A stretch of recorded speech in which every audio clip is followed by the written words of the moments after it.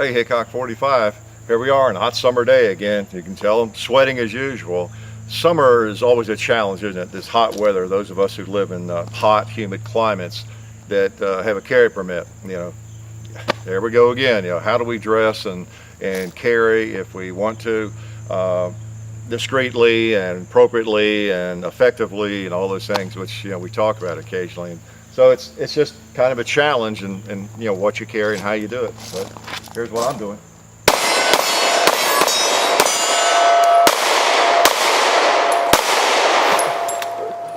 All right.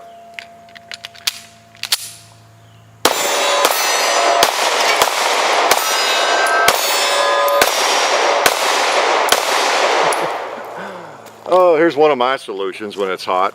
The XDS 9mm. And you've seen it before. We're going to do a chapter 2 and just shoot it some more. How's that? Let's go up here and find some more ammunition for it. Wait a minute. Before you get too deep into this fascinating video, you'll notice I don't mention the recall in this video of the XDS. That's because when we filmed this video, wasn't aware of it, and nobody was.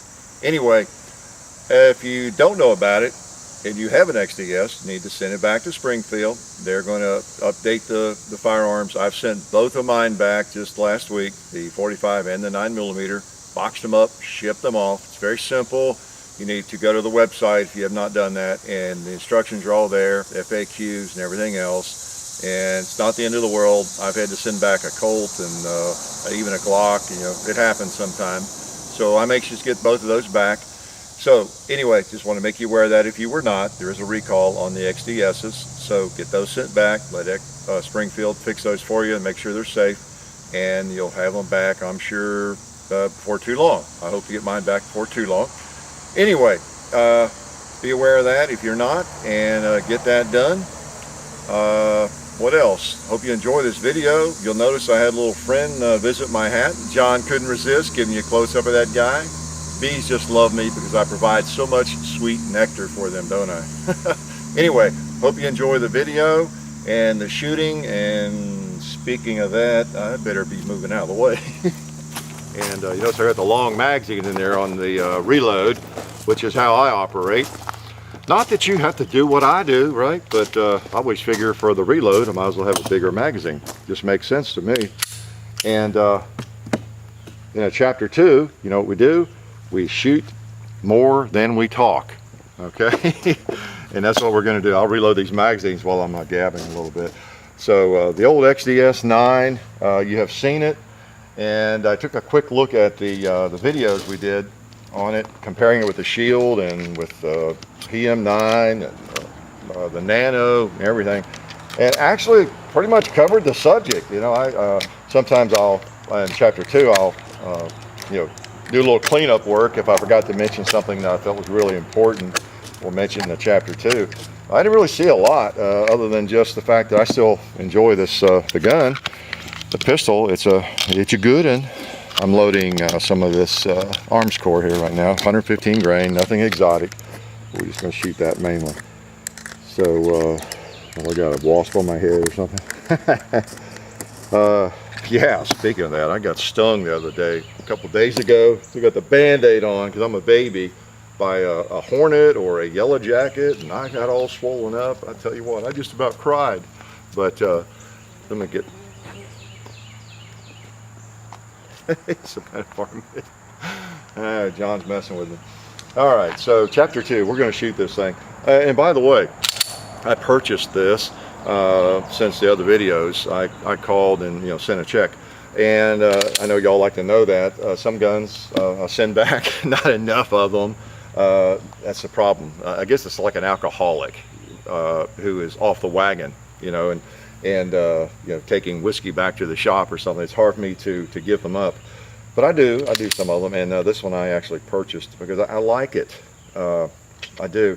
And as I mentioned in the earlier videos, with the 45 as well, I carried it last summer quite a bit, and then went back to my PM9, and I've been carrying a PM9 in my Alabama pocket holster this summer a lot. But lately, the last couple of weeks, I've been carrying this. If you got the right clothing, I mean, it's doable, you know, and I've covered that before. Now, it's not in jeans. Any pairs of jeans I've ever had, you know, it's a little large, a little heavy, I think. But in cargo shorts, it works, you know, really in the front pocket, not the cargo pocket. It's doable. It really is. You just have to experiment with it, get a good pocket holster. And why am I attracted to this? Over the PM9, I shouldn't, the word over is not necessarily appropriate because I really like the PM9. This is, it holds one more round, which is big. You know, when you're down in that area of 6 and 7 rounds, you have an extra round there. You have 7 in a flush magazine instead of 6. And then you got 9 in the backup magazine, which is also another round over the PM9 in your backup magazine. Although you can get the car mags that hold that many as well for some of the larger cars that come think of it, and I've got one. It's a big, really shootable firearm, and it's got a great trigger. So there's not a lot of downside to it. So I've been carrying it some. Okay, let's put it in the this is the hidden hybrid holster here. So I had both of them ready to go, and let's take a couple more shots. And I've got some specialized ammo I was going to shoot here too. Oh, let's see. I think that pot right there just insulted me. He really did. I like that holster. And I think that other soft drink did too. Yeah, really. Oh, that 2-liter was trying to insult.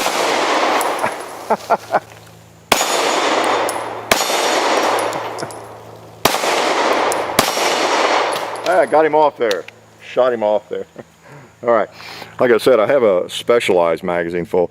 This is some Hornady Critical Duty. I've been carrying this lately. I like those, and boy, those things ought to feed in anything. Not that that's a problem with this gun that I've discovered or anything, but you know, I always like a round that is prone to feeding easily. So, and it's a highly rated round. You might have seen some of the tests. 10 Outdoors 9's done. It's there might be better rounds, but you know, I don't split hairs over that. Get a good carry round. Don't fret over it too much. It's where the round goes. It's way more important. So, oh, I should have saved these for the 2-liters. Well, I did save one 2-liter for. Oh, took him out, didn't it? Now these are not nuclear or anything, but they're good rounds. Let's try the Cowboy. I was trying to do that. I've been practicing that. You notice I got the kind of the splatter of lead hit that soft drink. Takes a lot of practice to do that. Let's see. It's all right. Let's try the gong with one of these. See if they'll go that far. Critical Duty at 80 yards. All right, got there. Got there. Let me see if I can pop a ram. All right.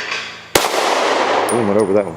So, Critical Duty, nice round, hits well, shoots well, and feels good.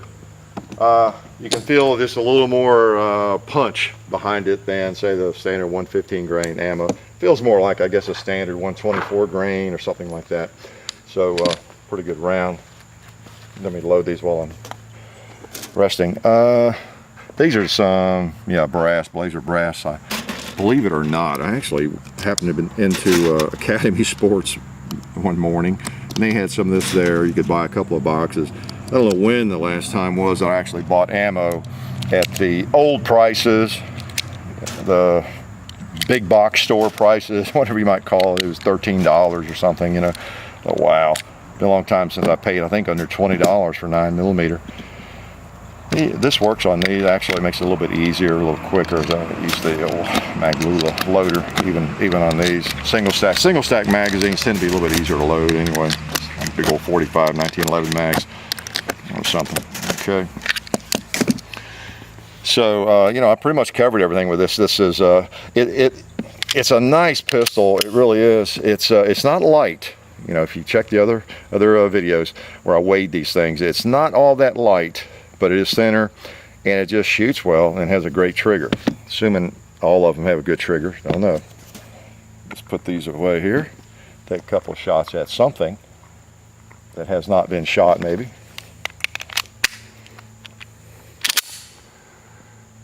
Oh well, let's try a pig over there.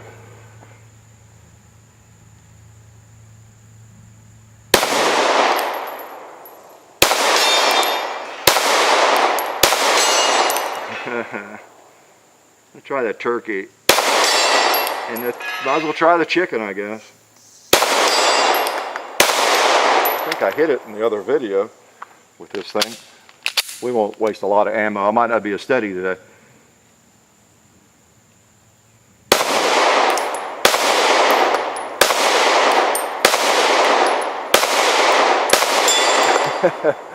I get to shooting too fast, but I got him. You know what? There's a couple of pots on that barrel that have been over there way too long. I almost cannot see them, but I'll throw a couple of bullets their way.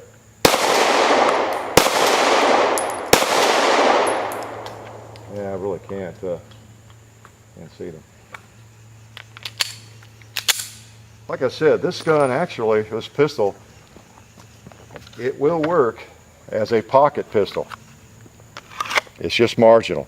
You know, I always want a good holster, you know, that trigger's covered, because that firearm is hot. So we put it in there. Show you now. You know, it's a little large, but comes out just fine. Yeah. Just a nice gun, really it is. Here's the critical duty I was shooting, by the way. I brought the box out. So let's load up a couple more. Let's shoot some 124 grain ammo. We shot some different, we shot hollow points in it before, and we've run it through the test. We've really not had any issues. I don't recall any. Looks like I'm wearing my Talon grips off there a little bit. I have to doctor those a little bit. But just worked, you know, what can I say? And tough decision, as I discussed, I think earlier. You know, a lot of people will buy that and have bought it to wear on the belt, which is fine. It's a little bit thinner than a lot of other firearms, and it feels good. It's really shootable. I always come back to that same question. If it's going on my belt, there's bigger guns that will ride there just as well and conceal just as well. So those are decisions everybody has to make. That's why it's hard to answer people when they ask those questions. What firearm should I get? You know, what my first firearm, or I'm getting my carry permit, you know, this month, or you know, what firearm should I look at? Which ones would you consider most seriously, and all that sort of thing. Really hard to answer those questions, because you see what I go through. You know how much I shoot and have shot, and I've been carrying since before 1990 even, and yeah, and I'm constantly looking for a better holster, the ideal carry gun, as I've discussed before. And it's just a process, it really is. And you have to experiment.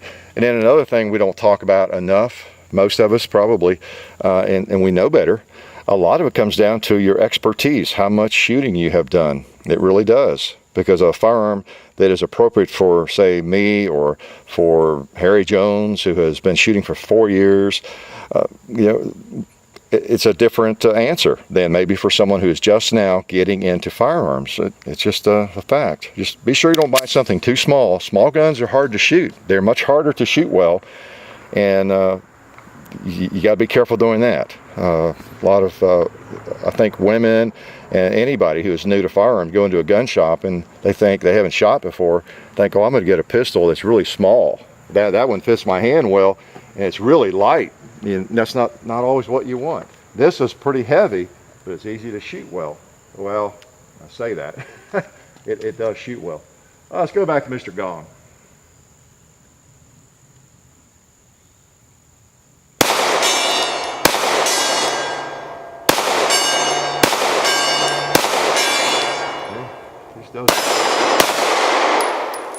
Just a nice shooter.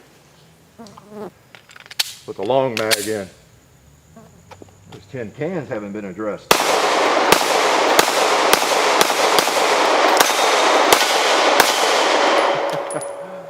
One more magazine. Let's go down here and empty it very quickly.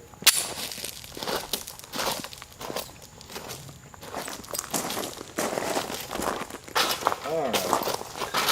Let's see. Mr. Tombstone.